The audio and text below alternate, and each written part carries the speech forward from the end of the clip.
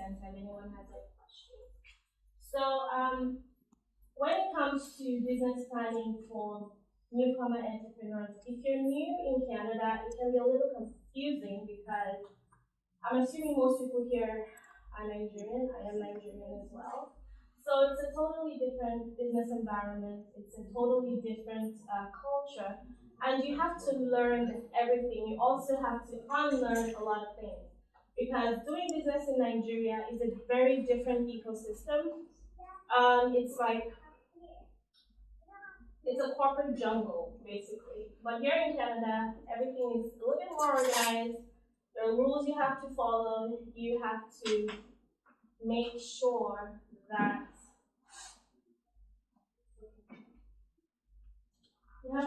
that you are able to put your best foot forward, per se, so to speak.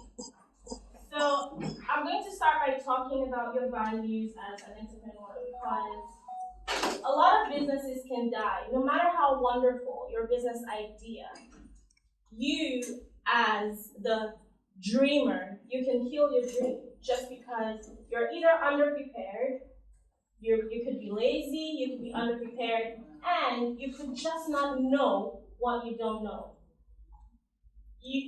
When it comes to entrepreneurship, information is power. You cannot know what's going to help you succeed if that information isn't available to you. And your values as an entrepreneur affects your business in so many ways that you will not even understand. When it comes to entrepreneurship, there is something that is called the psychology of selling. Every customer that has anything to do with your business leaves with an impression. And it's up to you to either make sure that impression is positive or negative. And if someone subconsciously associates your business with a bad experience, that right there is already probably 10 to 20 missed referrals, because word of mouth is one of the greatest growth, aspects of a business. If I have a bad experience with a business, I am not likely to recommend that business to members of my family or my friends. So what's going to be the guiding principles and operational guidelines or culture of your business? How do you want to do business? Is it going to be, oh, whatever goes? I just wake up, I do the best I can, and I leave it at that. Are your customers going to feel like you are interested in them? Are they going to be left feeling like all you just want to do is get your money? What's going to be the guidelines? What's going to be guiding the day-to-day operations of your business? Are you going to try to enforce a culture where all your staff know that, oh, here we are big on trust, we are big on transparency, we are very, very big on honesty? Are we going to have a culture where people don't even want to work for you? What's going to be the reputation of your company? Because that matters a lot. Because here I found that sometimes Black people here in Canada, I understand there's a lot, that we put up with. There's a lot that we have to deal with. But it's also up to us. It's also up to us to make sure that we're part of the change and we're not contributing to the problem. I've seen a lot of instances where funding is released and a Black entrepreneur, when they came to us, they had this fire in their belly. But once they get the money, it's like, that's it. Someone that had registered for mentoring just disappears. Someone that we had already set up to meet up with consultants to, train you on the things you don't even know that you need to know. All of a sudden, they drop off. No more calls, no more meetings, and that's just it. We cannot afford to have that reputation, because there are a lot of people that have gone ahead of us to make sure that we have a lot of the opportunities that we have now. So we have to make sure that we are doing their sacrifices justice. So that goes into your vision, mission, and core values. You have to make sure that your mindset is in the right place for you to succeed. What are the skills that you are going to need? And this varies depending on the business. If you want to start a business today in this environment, you probably are going to need some sort of digital presence. If you don't have those skills, what do you want to do? Are you going to go and get trained? Or do you intend to hire people to fill those gaps? These are questions that you're going to have to ask yourself. And most of the time I tell people, I say, when you're starting a business, when you want to start as an entrepreneur, or even if you come here as an entrepreneur that's already established outside of Canada, but you come here to start something, you need mentorship. You really do need mentorship.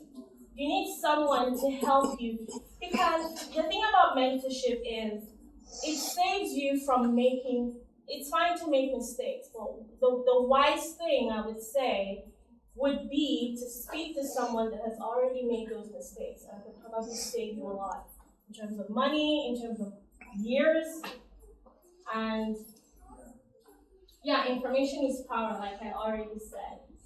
Usually you might think you're not missing a lot by not having a mentor, but then how do you know? How do you know? How do you know what you may have lost by not getting a mentor, by not having someone hold your hand? And the thing about mentorship is people think mentorship is only about, oh, the person is telling me what to do with my business, but no. A mentor is also someone that can help you get up the ladder. The thing about mentors is they have access to resources, and I'm not just talking money here, I'm talking about people. Your mentors are plugged into networks that you, as a newcomer, you probably don't have those relationships. So a mentor will guide you, not only in terms of how to structure your business, but also your mentor can help you. When you get to a stage where you hit a roadblock, your mentor can say, oh, you know what, I can help you. I know this person, I know that person. They could be a very good value for you. And the good thing about mentorship is your mentors have already established these connections. They have put in the work, and you're going to get those connections for free, just because you have decided to have them hold your hand.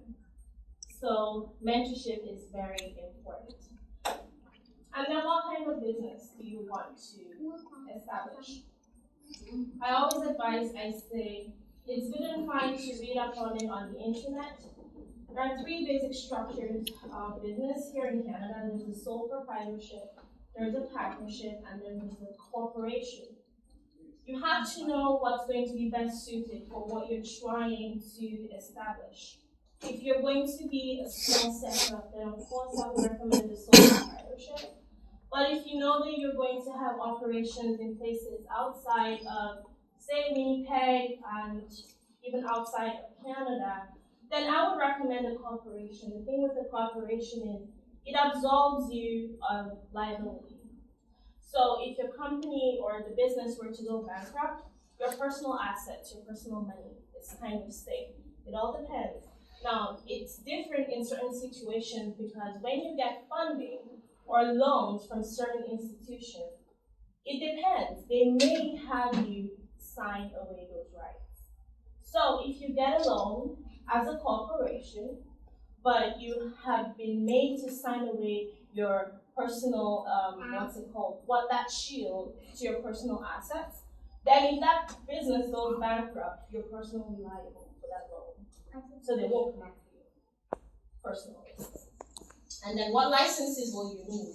That's where the professionals come in. So I would say you should speak to a lawyer and also probably someone that's into maybe a tax consultant, just to make sure that you save yourself a lot of headache. It's good to get the foundation right. It's good to know how to best structure and set up your business. I've seen people run into all sorts of trouble when it comes to tax, when it comes to the time for taxes, because they didn't set up the business right, and then it's costing them a whole lot of money later. So that could save you a lot of headaches. Sales and marketing.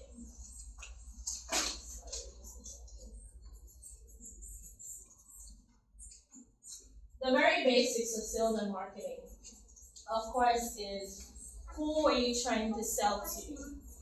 Who are the people that are going to need your products or your services? Most of the time when people hear about business planning and things like this, they think about people that are selling products. But no, if you are selling a service, you are equally, you are an entrepreneur just as much as someone that's selling a product. And you have to define who your target market is. The services or the products you're trying to sell. What need are you going to be filling? What problem are you going to be offering a solution to? And then what are the sales channels that you are going to use? There are three basic kinds. There's direct to customer, where you're selling your product or your service directly to the end user. There is wholesale, where you are selling in bulk through another business that sells to the end user. And then there's business to business, where you're not selling to any individual, but as a business, you're catering to other businesses. And who is your competition? Right now, I think it's very hard. It's very hard to come up with a business or a company that has any sort of monopoly. Everything you want to come up now, there's probably other people that are doing the same thing.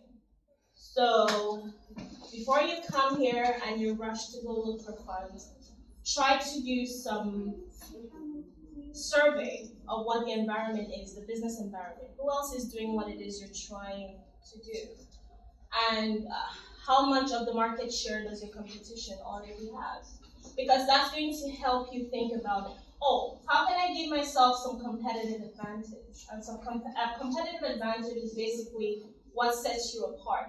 Why will any customer patronize you, a new entrant in that market, as opposed to somebody else that's already established? Why will there already, should I say, patronizing customers want to try out your product or your service instead? So when you think about your competition, it also helps you to think about how you can stand out. What's going to make you unique? As Nigerians will say, what's going to be your selling point? Why should they choose you? Brand development. This is very important. When you want to start a business, don't just think of it as, oh, it's a source of income, it's an extra source of income. No, try to put in a little bit more work to make that idea, that business, to build it into a brand. Because at the end of the day, I'll tell you the truth, what's going to get you loyal customers is a brand, right? The brand is how customers feel about your goods, your products, or your services. For example, if I say something like Tim Hortons, there's probably a feeling or an idea. There's something that happens in your head because you've associated. You know what you think about Tim Hortons, and that's the brand. If I talk about, okay, how many of us here have heard about Good Earth Coffee? Anybody? You have. So there are new entrants in that market, right? And in this, out of everybody in this room, you are the only person that knows about Good Earth. Why is that? Because Tim Hortons is a brand. Everybody knows about it. I don't drink Tim Hortons coffee, but I know Tim Hortons. So you have to put in some work to build your brand. Your brand is what people are going to talk about. Your brand is what's going to leave a certain kind of feeling. When people mention Starbucks, you're thinking expensive coffee, you're thinking fancy cups, right? That is the brand. So what's your logo? What's your slogan? What is it that comes top of mind when people think about your product or your service? That is your brand. What are the colors of your brand? If you want to take things a little further, you can read up and research color psychology. For example, the color blue, it inspires trust. Why do you think a lot of banks use the color blue? The color green puts people at ease. It makes people want to trust you. That's why when you go to certain websites, when it comes to the part where you have to part with your money, the buttons are in green because it makes you want to press that button. It makes you want to make a sale.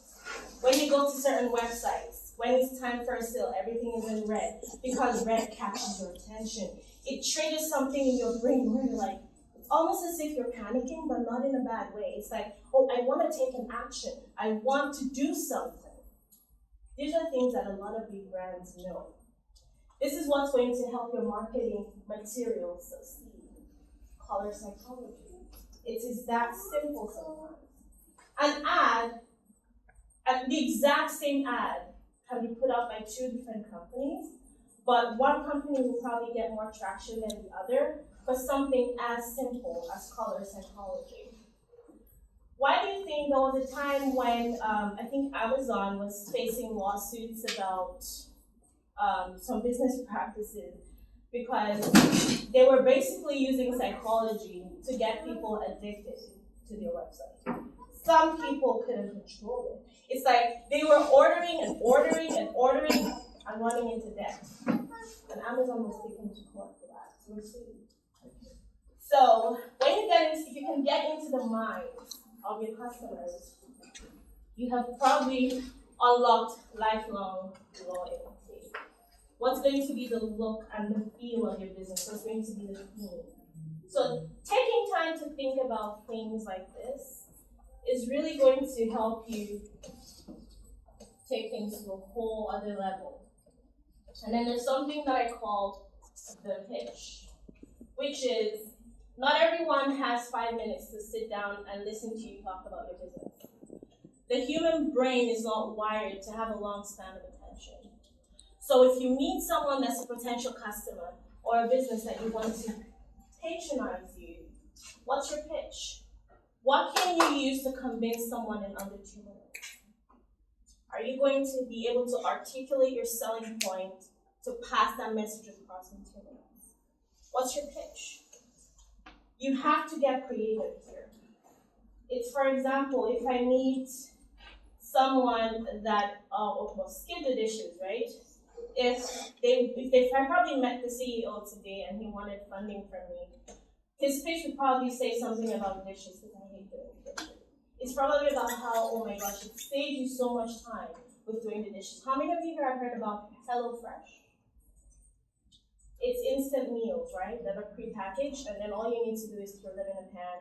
And that's their pitch. Their pitch basically is, we save you time with cooking. You know, you have fresh ingredients, that saves you time. You don't have to go to the grocery store, you don't have to meal prep. That's their pitch. That's what gets your attention right away. What is going to be your pitch? I've already talked about the psychology of selling. Avoid using generic terms and overflood material because someone else has already used it.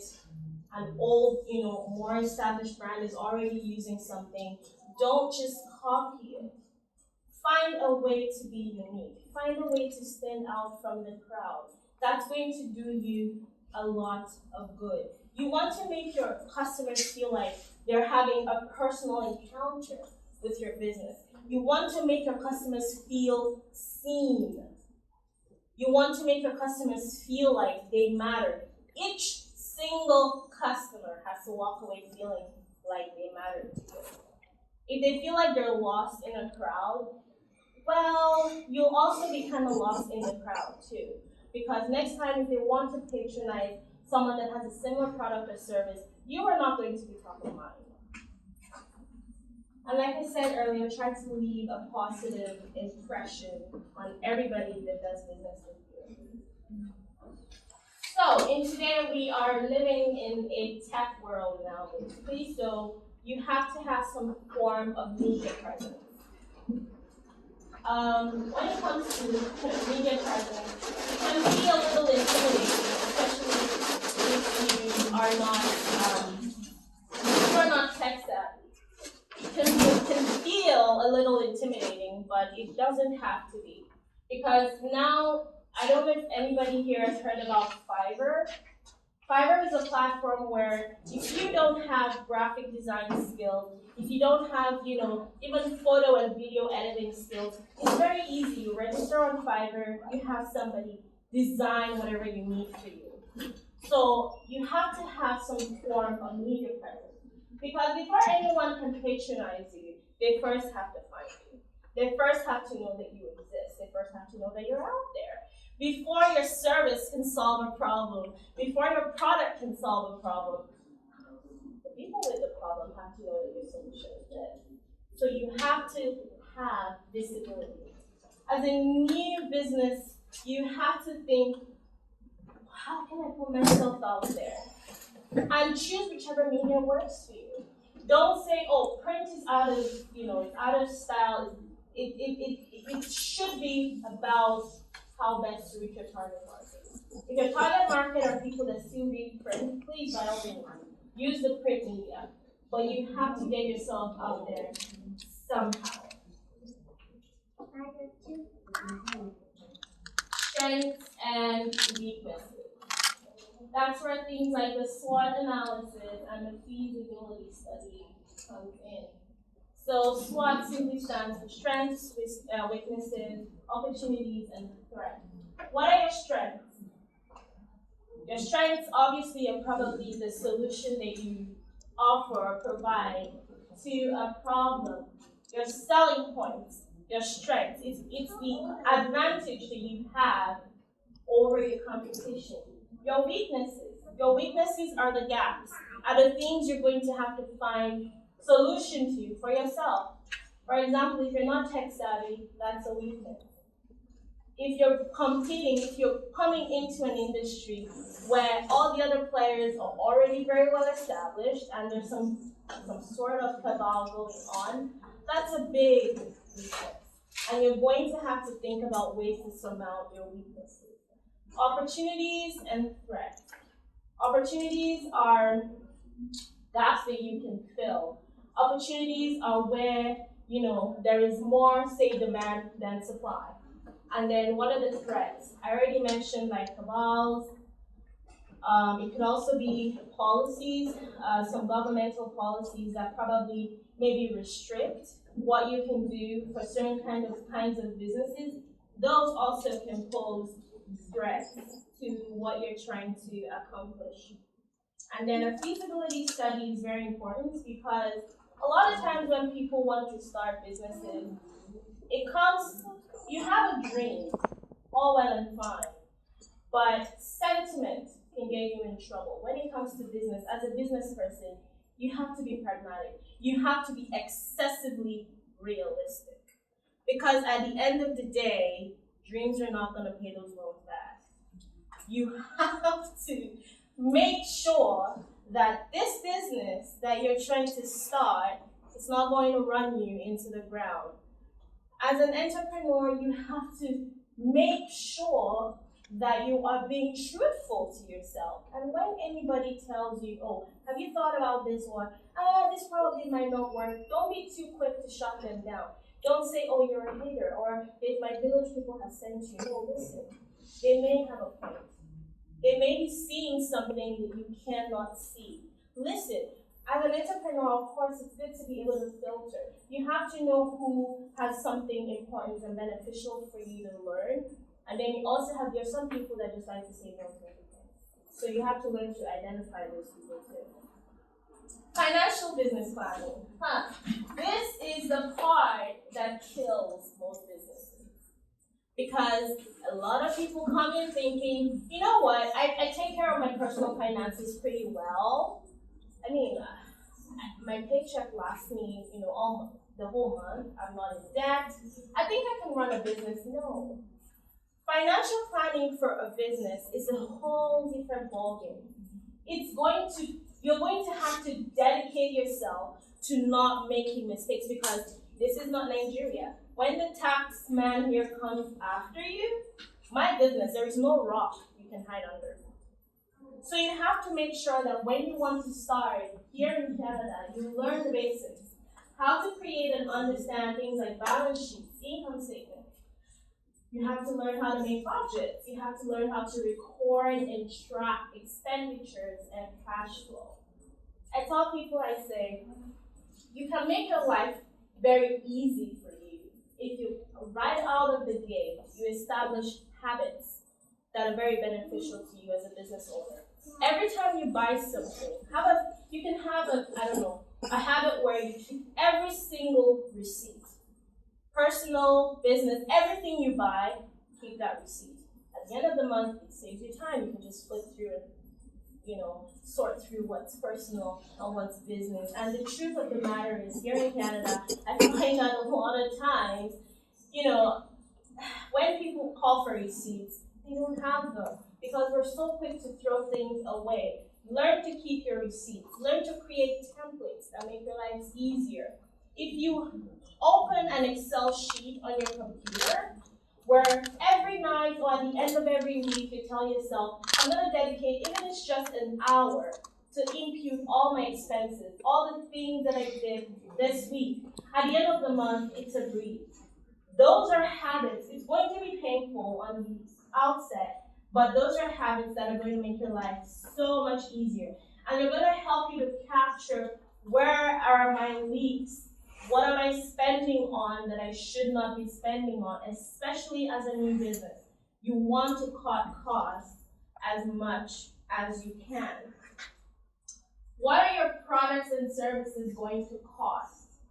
And I'm not talking about what it's going to cost to the consumer. I'm talking about what it's going to cost to you. Before you can calculate your profit margins, you have to know what it's going to cost you to put out that product or service. And some people say, oh, it's hard to calculate what a service is going to cost me, but it's pretty easy. What would you make per hour if you had a 9-to-5 job? So putting that time in your business is costing you what, $30 an hour? That's a cost to you. The internet that you're using to provide those services, that's a cost to you. So you have to think about things like that. What are your projected profit margins? When I am reviewing people's business plans, my goodness, when I tell people to project what it is, the kind of money they're going to make, it's hilarious. People feel that, oh my gosh, in the first year I'm going to make $100,000. It never works out like that. When people are trying to project their financial income and in the financial part of the business plan, everyone is, you tend to be sentimental. Especially we as Nigerians, because we believe so much in God, and it's a thing of faith. Oh, by faith, I will make millions in 3 years. So, when you are working on your financial business plan, do as much research as possible. When you look at the media, your sales and marketing, you have to think, what are the ROIs on those avenues of marketing? For example, social media marketing. Facebook, Google marketing, they have that data available. You can actually see it if you do your research. That, if you spend $2,000 on marketing, you should probably get so and so amount of sales. So if you say you advertise to 100,000 people, they'll tell you 1,000 people are bound to buy from you. So try to make those calculations so you are as accurate and realistic as possible. When are you going to break even? Break even analysis, basically it means when in the journey of entrepreneurship are you going to have realized enough profit to match what you put into that business? If you took a loan of 100,000 and you personally invested 20,000, you started that business with a loan or whatever of $120,000. When are you going to have made enough profits? And mind you, I'm not saying enough sales. If your profit margins are very low, you can make $300,000 in 3 years and still not have broken even because pure profits have not reached $120,000. You have to learn to make those calculations. There's lots of software, like I mentioned, that offer simplified and easy to understand templates to manage your financial and other business operations. Please, I beg of you, take advantage of them. There are lots of softwares that have the free versions, and then some of them have monthly subscriptions. Take advantage of them as much as you can. If you can't hire a graphic designer, try Canva. How many of us have heard about Canva? If you want to have a social media presence, Canva will save your life if you don't know how to do graphic design.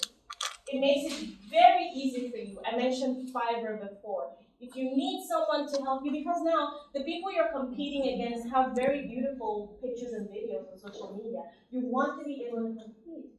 Find someone on Fiverr. There are people on Fiverr from a lot of third world countries that will edit pictures and videos for you for pennies. Make sure you know what's available to you in terms of resources. If we're talking about how to organize your time and scheduling, Google Suite will save you a lot of time. So try to look for software, like I said, applications that will make your life a whole lot easier. I already mentioned about creating systems and habits that help you to organize. And then when it comes to financial business planning, when all else fails, you know you're very bad at math, please consult a financial expert. Just say, put aside some money. You don't want to make mistakes that are going to turn out to be very costly to you in the long run. Just close your eyes and pay someone else to do it. So what are the snapshots today? Registering the business. I touched a little bit on that, I'll expand. So federal and provincial. If you want to register as a corporation, you can be federally registered. You can be federally incorporated. That's if you know that you're going to be selling in multiple provinces. But if you want to do business in Manitoba, I always advise people, especially if you don't want to spend too much. But I should mention though, whatever money you spend on getting your business incorporated or registered or licensed, it's tax deductible. At the end of the year, the government's gonna return that money to you. But it's an initial expenditure you're going to have to make.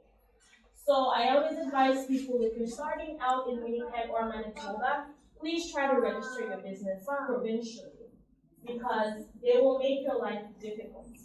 Anything you try to do, they will ask you for that certificate. When you go to the bank to get a loan, when you go to the bank to open a business account, that's what they're going to ask you for. Even though you're federally incorporated or registered, you should, I would advise you to start with provincial registration. Seeking funds. This is the part a lot of people are interested in. It's okay. So, when it comes to funding, Africa Center doesn't give up money. We partner with the institutions that disperse the funding. So, we are partnered with BDC, just to mention a few. We are partnered with BDC. How many people here have heard about FACE? FACE. So they are an organization right now that is disbursing funds to Black entrepreneurs.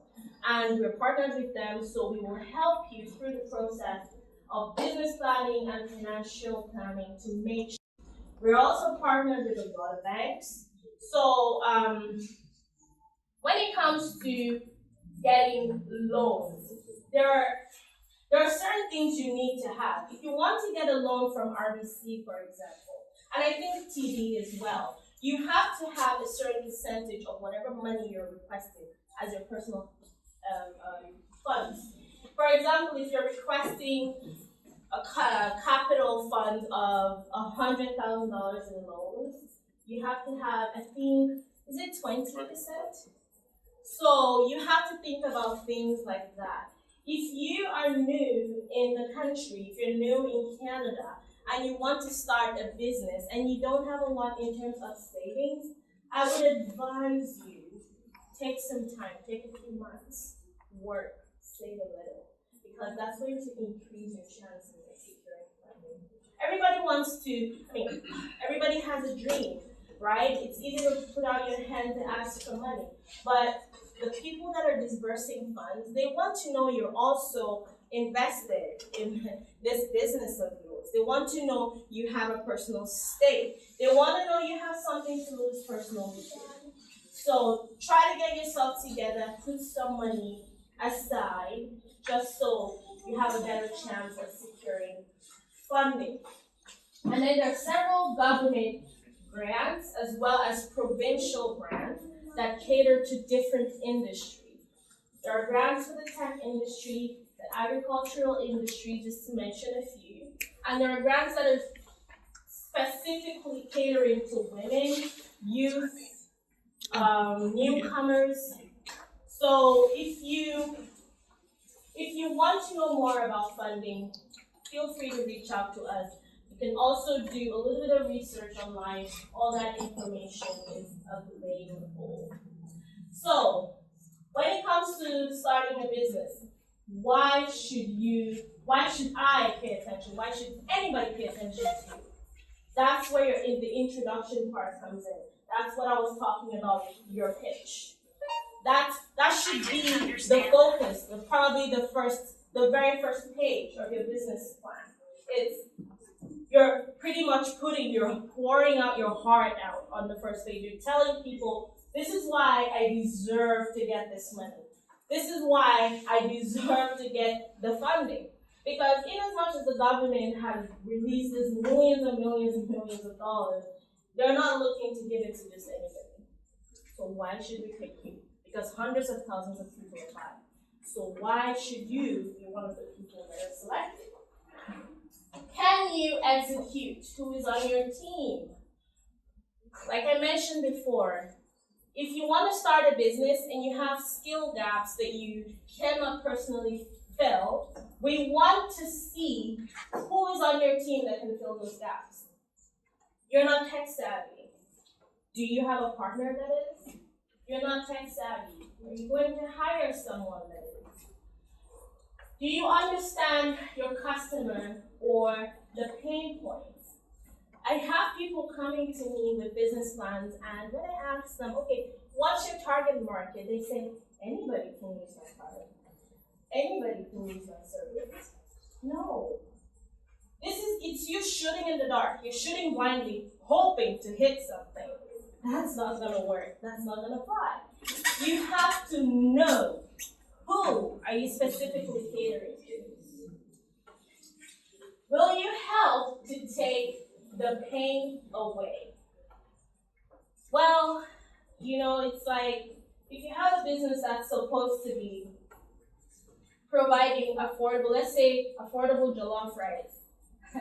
But then everybody, Nigerians are here, we don't have any access to good jollof rice, and you come and tell everybody, I'm going to give you the jollof rice of your dreams. And then I ask you, what are you going to use to make this jollof rice? You say, well, I don't have tomatoes though, but there's something else that is coming.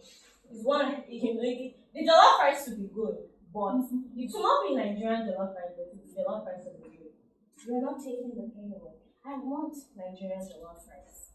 So when if you want to sell something, you have to make sure that need that you're setting out to fill, you can actually fill it. And then is the market attractive? No matter how much of a salesperson you are, if you come to me today to say you want to start a business selling typewriters, oh my gosh, I'll look at you, I'll feel sorry for you, and I'll tell you as nicely as I can that no, you're just not going to make it. Nobody uses typewriters anymore. So you have to think for yourself. This business that I want to start, this product, this service that I'm selling, is it actually feasible? That's why I was talking about the feasibility study. You have to be frank with yourself. Is there a market out there for what I'm trying to do? I have someone that came to us recently wanting to start what do they call this thing? A foster home. But not in Winnipeg though, in another city. And he wanted us to help him break, because in that city there's a cabal for stuff like that. And he wanted to foster Native children, and he's a black man. I told him, I said, you're a black man trying to foster indigenous kids in a country and a community where that space is a cabal. Every single person that's fostering indigenous kids is indigenous. And you're a black man. You are not going to make it. It's just not possible. Even if we gave you a mansion and stood by the roadside to tell every indigenous person, well, when there, you're going to have the time of your life, you are not going to make it. You could wake up a few weeks later and that house has been burned down. And just know that you have the right idea when it comes to a business that you're trying to start. Make sure you have a market. Make sure that that industry you want to get in, make sure that there is room for you. Who else is doing this and why should I pick you? What is your competitive advantage? I have already spoken at length about this, but yes, what sets you apart? What is your selling point, like Nigerians will say? What are your strengths and protections? That's when it comes to, well, technology.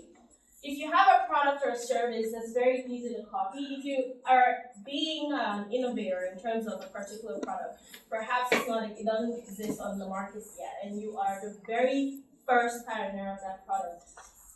Have you gotten the necessary copyrights, trademarks, patents, everything? How are you protecting that product and that service? Because, like I said, in today's world, you are not going to have a monopoly on anything. If you bring something that looks really good and you haven't done your due diligence, trust me, I'm not being racist, an Asian man is waiting. He is waiting to snap it up and make millions off of you and your idea. You have to make sure you do your legwork. How will you make money? I've already spoken about marketing and revenue streams. How do you intend to put yourself out there? How do you intend to make sure potential customers can find you and want to buy from you? How much money will you make? Forecast and growth. Be realistic. Be as realistic as possible. And this is the point where I should mention that Africa Center helps you. We hire consultants for you for free. So when it comes to the financial aspects of things, if you need help, we will pay for consultants to help you through the financial planning part of things. Whose help do you need and how much do you need? How much money are you looking for? Recently, I had someone that wanted to start a gold business. So she wants to import gold from one of the African countries. And she came to us to request, she's requesting funding of over $200,000. And I asked her, I said, how much do you have to invest? She doesn't even have up to 10 grand. Nobody is going to give you 200 grand. It's not even possible. No matter how easy you're getting that gold. And we know that that industry has certain, technicalities. So be as honest with yourself as possible. Don't let us have to be the bad guy. Learning how to fail. This is something you probably wouldn't hear anywhere else. But as a business that's about to start, even if Jesus is your personal friend, you have a 50-50 chance of succeeding or failing. So be prepared. Learn how to fail. Learn to fail successfully. What is failing successfully?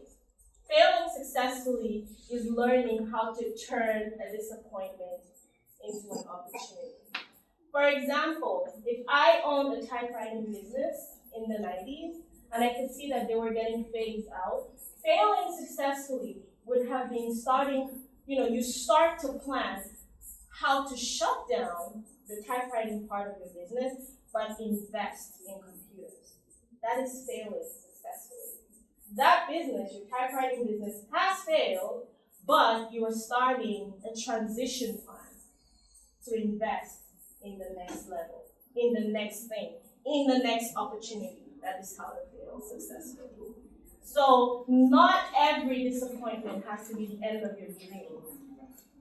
Learn to be creative. Learn to think outside the box. Learn to fail successfully. And that's the end of my presentation today.